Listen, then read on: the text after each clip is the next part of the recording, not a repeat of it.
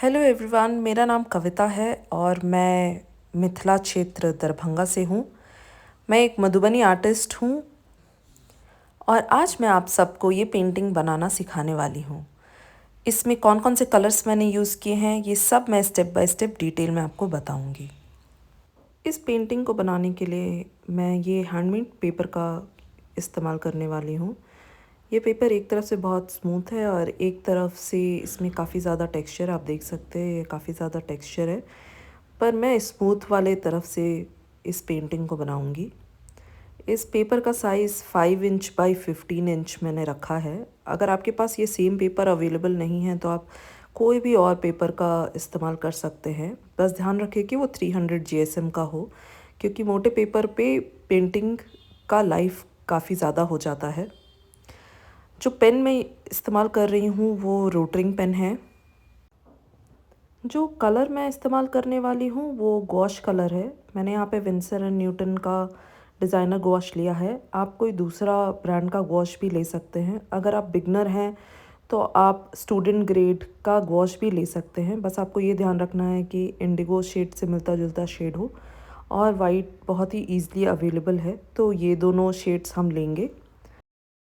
कोई भी ब्रांड का ब्रश आप यूज़ कर सकते हैं। बस आप ये ध्यान रखिए कि एक ब्रश आपके पास 1 नंबर का हो जिससे हम आउटलाइन करेंगे, और बाकी ब्रशेस राउंड हो तो सही रहेगा और उसका साइज़ 2 से 4 के बीच में होने से सही रहेगा। तो आइए अभी हम अपनी पेंटिंग की शुरुआत करते हैं।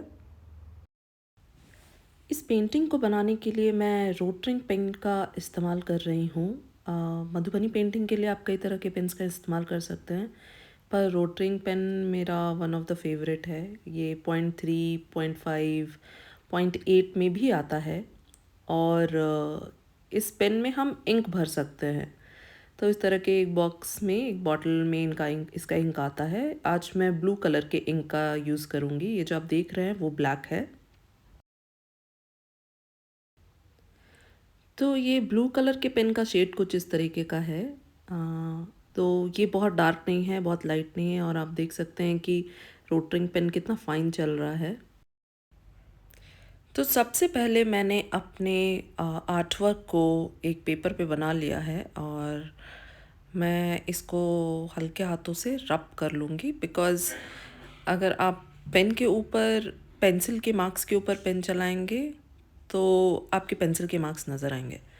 तो आप इसको हल्के हाथों से रब कर लीजिए ताकि नीचे थोड़ा सा नज़र आए पेंसिल के मार्क्स, बट पूरे तरीके से ना आए। तो इस पेंटिंग की शुरुआत मैं बॉर्डर बनाने से करूँगी। बहुत ही स्लोली हमें बॉर्डर बनाना है ताकि लाइन बिल्कुल ही सीधी आए।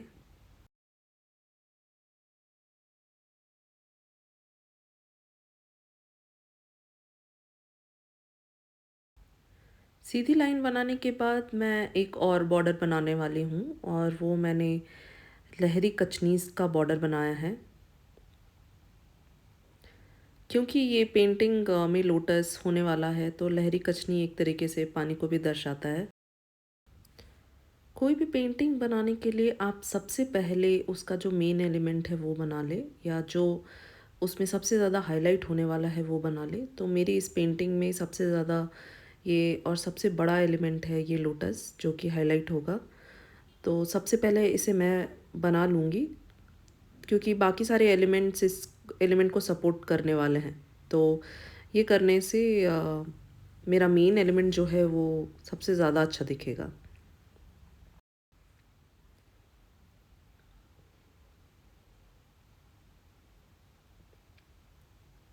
मधुबनी पेंटिंग की एक ये खासियत भी होती है कि उसकी आउटलाइंस को बहुत ज़्यादा डिटेल दिया जाता है। इस पेंटिंग में भी हर एक एलिमेंट के आउटलाइन को, जैसे ये कमल मैं बना रही हूँ, कमल की हर एक पंखुड़ी के आउटलाइन को मैं बहुत ज़्यादा डिटेल देने वाली हूँ। मुझे डिटेल्ड आउटलाइन वाले मधुबनी पेंटिंग बहुत ज़्यादा पसंद भी आते हैं। और अगर आपने मेरे बाकी के पेंटिंग्स को देखा होगा तो उसमें भी आपने देखा होगा कि मैं भरनी स्टाइल भी बना रही हूँ, तो भी मैं उसमें बहुत ही डिटेल्ड आउटलाइंस देती हूँ, क्योंकि मुझे कचनी और लाइन वर्क करना बहुत ज़्यादा पसंद है। मेरा सिंगल आउटलाइन वाला लोटस तैयार हो गया है। अब मैं इसमें दूसरे आउटलाइंस देना शुरू करूँगी। तो ये आउटलाइन जो होता है जिसमें हम आउटलाइन के अंदर कचनी भरते हैं, ये मुझे बहुत ही पसंद है। आप बहुत सारे आर्टिस्ट को देखेंगे कि वो बस ये आउटलाइन बनाकर पेंटिंग में रंग भर देते हैं, पर मुझे इस आउटलाइन के दोनों तरफ भी बाकी आउटलाइंस बनाना बहुत ज़्यादा पसंद है। तो मैं हमेशा बहुत सारे मधुबनी पेंटिंग में 4 आउटलाइंस बनाती हूँ और 2 के बीच में मैं ऐसे कचनी कर देती हूँ। तो हर एक पंखुड़ी के लिए मैं ये वाला आउटलाइन बनाने वाली हूँ। तो एक साथ ही मैं 4 आउटलाइंस बना लेती हूँ और उसके बाद बाकी के 2 आउटलाइन में मैं कचनी कर देती हूँ।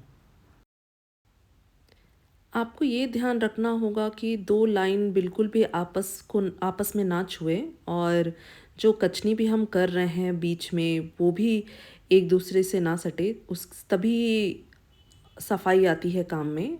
ये करने के लिए आपको काफ़ी सारा प्रैक्टिस करना पड़ेगा। मैंने भी ये बहुत दिनों के बाद प्रैक्टिस करने के बाद सीखा है। पर आप देख रहे हैं मेरे पेन का कलर थोड़ा सा फैल रहा है क्योंकि मैंने दूसरी तरफ ये पेंटिंग बनाई है, पर क्योंकि ये स्मूथ सरफेस था, पर मुझे फिर भी अच्छा लग रहा है। तो अगर आपका भी कलर फैले या 2 लाइंस आपस में मिले तो आप निराश ना होएं, यही इस पेंटिंग की ब्यूटी है। तो आप देख सकते हैं कि मेरा लोटस बिल्कुल रेडी हो चुका है, मतलब उसके सारे आउटलाइंस हो चुके हैं और ये कितना डिटेल्ड लग रहा है। अब मैं इसमें और डिटेल्स भरना शुरू करूँगी। तो जनरली जो भी मैं लोटस बनाती हूँ या कमल बनाती हूँ, उसकी पंखुड़ियों को मैं बीच में डिवाइड कर देती हूँ, ये मुझे बहुत ही अच्छा लगता है करना। और बहुत ही बेसिक पैटर्न्स डालती हूँ, जैसे इसमें मैंने बस सर्कल ही डाला है छोटा छोटा, और दूसरे वाले लाइंस के बीच में मैं बस एक सीधी कचनी कर दूँगी ताकि ये सिंपल रहे और सुंदर लगे। और ऐसा ही सेम टू सेम मैं बाकी सारी पंखुड़ियों में करने वाली हूँ।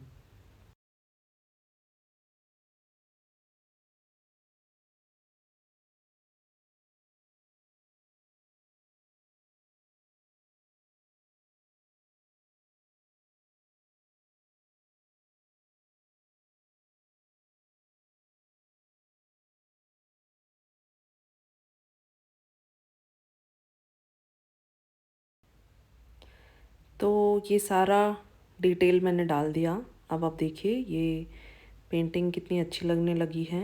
अब मैं पंखुड़ियों के बीच में दोहरी कचनी करूँगी। दोहरी कचनी एक तरह की कचनी होती है जिसमें दो तरफ से लाइन बनाते हैं। अ, हमारे पास काफ़ी तरह की कचनी होती है, सीधी कचनी, लहरी कचनी, दोहरी कचनी, टेढ़ी कचनी। तो अगर इस लाइन को मैं ऐसे ही सिंगल छोड़ दूँ तो वो टेढ़ी कचनी हो जाती है। अगर मैं इस लाइन पे वापस से दूसरी तरफ से लाइन बनाऊँ तो वो दोहरी कचनी होती है। तो आप देख रहे हैं ये लाइंस मैंने बनाया है और मैंने पूरा कोशिश की है कि 2 लाइन आपस में ना सटे।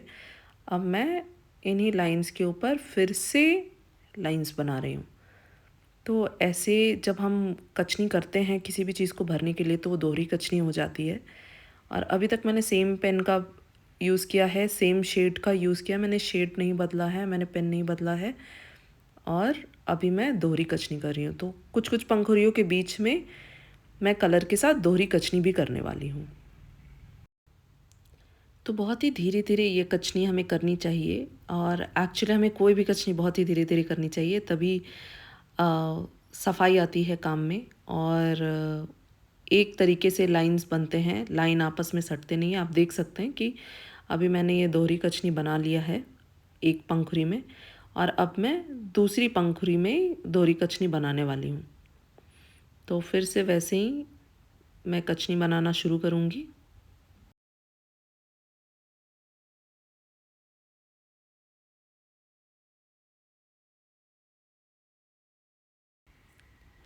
तो एक पंखुड़ी के ऊपर में मैंने दोहरी कचनी की है, तो वहीं दूसरी पंखुड़ी के नीचे वाले भाग में मैंने दोहरी कचनी की है।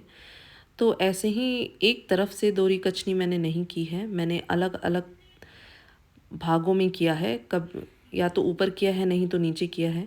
तो वैसे आप भी कर सकते हैं। अब जैसे मैंने अपना पहला कमल तैयार किया है, वैसे ही मैं अपने दूसरे बाकी के दोनों कमल को भी रेडी कर लूँगी। तो अभी मैं ये सबसे ऊपर वाले कमल को बना रही हूँ। और मैंने अपने तीनों कमल का साइज़ सेम नहीं रखा है। जो नीचे वाला है वो सबसे बड़ा है, जो बीच में है वो उससे थोड़ा छोटा है और जो सबसे ऊपर है वो सबसे छोटा है, क्योंकि एक तरीके के साइज़ रखने से पेंटिंग में वो इंटरेस्ट नहीं आता जो आप अलग अलग तरीके के साइज़ रखें तब आता है। अब मैं आप लोगों को बताने वाली हूँ कि कलर कैसे तैयार करना है। तो मैंने अपना इंडिगो कलर ऐसे पैलेट में एक ले लिया है। आप कोई भी पैलेट का इस्तेमाल कर सकते हैं, मैं सिरेमिक पैलेट का इस्तेमाल कर रही हूँ। तो ये मेरा इंडिगो कलर है और ऐसे ही मैं वाइट कलर भी ले लूँगी। मैंने विंसर एंड न्यूटन का गॉश यूज़ किया है। आप कोई भी ब्रांड का गॉश यूज़ कर सकते हैं या एक्रेलिक कलर यूज़ कर सकते हैं। वाटर कलर आप मत यूज़ कीजिए मधुबनी पेंटिंग में, क्योंकि वाटर कलर काफ़ी ट्रांसपेरेंट होता है और सॉलिड शेड आने में बहुत प्रॉब्लम होती है। तो अभी सबसे पहले हम ये चेक करेंगे कि मेरे इंडिगो का जो कलर है उसका शेड क्या है। तो इंडिगो के कलर का शेड ये है। तो अभी आप देख सकते हैं कि ये कलर एक समान नहीं है, इसमें पानी काफ़ी ज़्यादा एंड में आ जा रहा है। तो इसका मतलब कलर में मैंने काफ़ी ज़्यादा पानी मिक्स कर दिया है। इससे क्या होता है, आपकी पेंटिंग में धब्बे आ जाते हैं। जैसे कि हमें मधुबनी पेंटिंग में सॉलिड कलर करना होता है। कोई भी कलर करने से पहले आप उसको बहुत ही अच्छे तरीके से मिक्स कर ले। तो अभी मैं अपने कलर को और भी अच्छे तरीके से मिक्स कर लूँगी और उसके बाद हम फिर से देखेंगे कि शेड क्या आ रहा है। अब देखिए ये पहले से बेहतर है और एक समान है।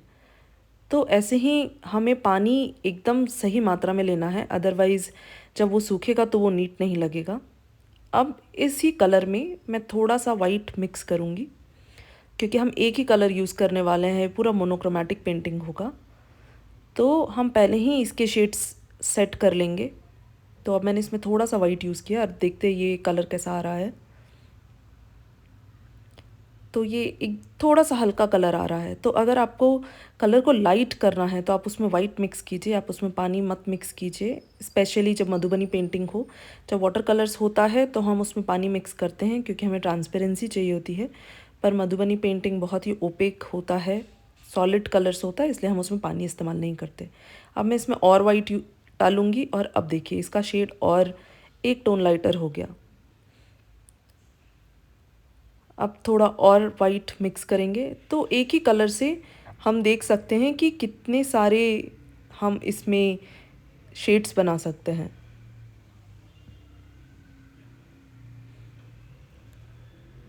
और हम इसमें जितना वाइट मिलाते जाएंगे वो उतना ज़्यादा शेड्स हमें मिलता जाएगा।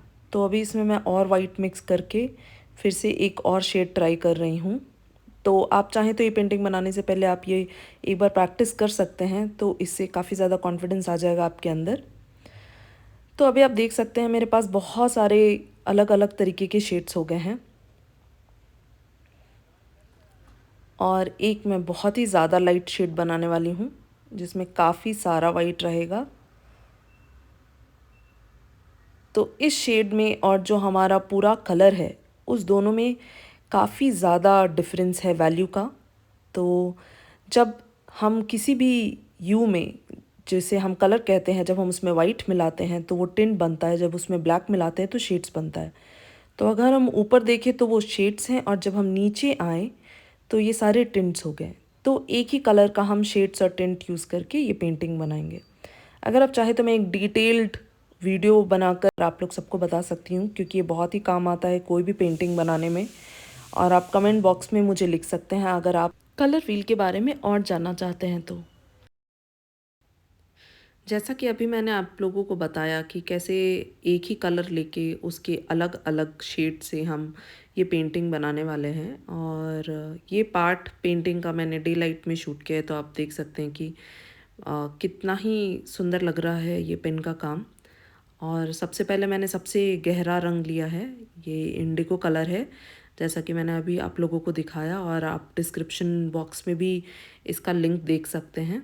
ये मेरा one of the favourite colour है और इस कलर से मैं पूरा सीरीज़ बनाने के बारे में सोच रही हूँ। तो उस सीरीज़ का ये पहला पेंटिंग है। तो बहुत ही धीरे धीरे पेंटिंग कर रही हूँ, क्योंकि जो पेपर मैंने इस्तेमाल किया है वो वाइट नहीं है। अगर वाइट होता तो कुछ मिस्टेक होने से मैं उसको सही कर सकती थी, बट ये थोड़ा ऑफ वाइट है तो कुछ भी मिस्टेक होने से वो तुरंत ही पता चल जाएगा, इसलिए बहुत ही धीरे कर रही हूँ।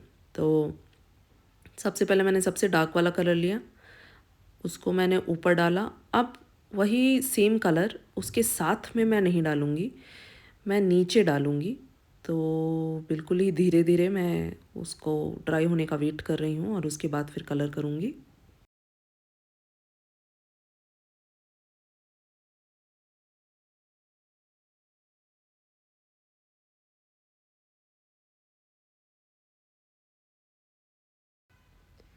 तो इसी तरीके से मैं सारे पंखुड़ियों में जहाँ जहाँ पर मुझे ये कलर यूज़ करना है वहाँ पर मैं रंग भर लूँगी।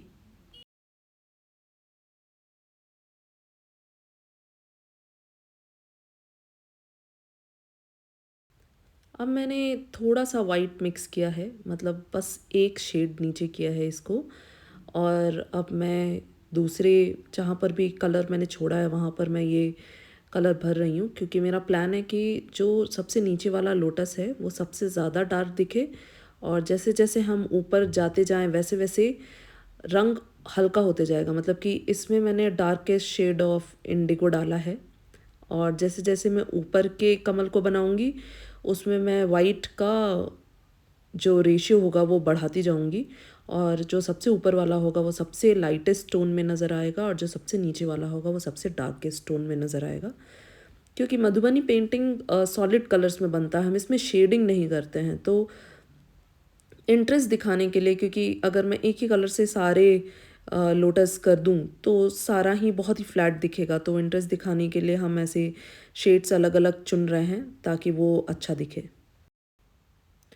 अब मैं बिना वाइट मिलाए हुए एकदम डार्केस्ट टोन इंडिगो ले रही हूँ, क्योंकि मुझे ये पेन का जो आउटलाइन है वो काफ़ी लाइट लग रहा है, और मुझे लग रहा है कि अगर हमने इसमें थोड़ा सा भी आउटलाइन डार्क नहीं किया तो पता नहीं चलेगा कि लोटस कहाँ बना हुआ है। तो बहुत ही स्लोली ये काम करना पड़ता है, क्योंकि एक तो सबसे पहले हम गॉश यूज़ कर रहे हैं, और गॉश जैसे ही पानी मिलता है वो वापस से रिएक्टिवेट हो जाता है। तो ऐसे धीरे धीरे मैं इस सारे लोटस का आउटलाइन करूँगी।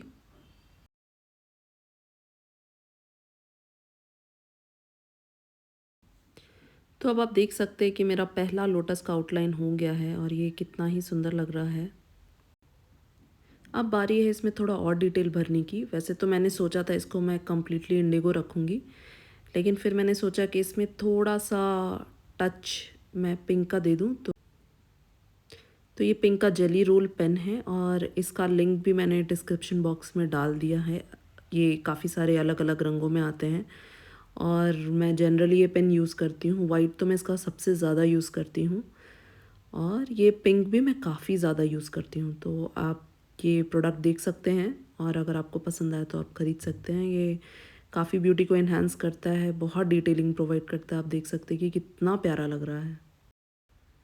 अब बारी है थोड़ा सा वाइट यूज़ करने की। तो अगेन ये भी जेली रोल पेन है, ये वाइट कलर में है, और ब्लू पे मुझे इसका इफ़ेक्ट बहुत अच्छा लगता है। तो इसके एक कोट से तो काम नहीं बनता, हमें एटलीस्ट 2 कोट करना पड़ता है। तो पहला कोट मैं करने के बाद इसके ड्राई होने का वेट करती हूँ, और उसके बाद दूसरा कोट करती हूँ, और ये बहुत ही ज़्यादा सुंदर दिखता है। आप देख रहे हैं कि डालते ही लोटस कितना ज़्यादा डिटेल लग रहा है।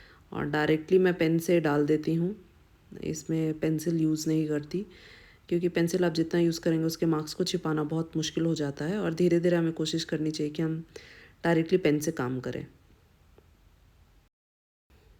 तो यहाँ पे आप देख सकते हैं मेरे तीनों लोटस तैयार हो गए हैं, और ये कितना सुंदर लग रहा है। इसमें अब मैं कुछ और एलिमेंट्स भी ऐड करूँगी।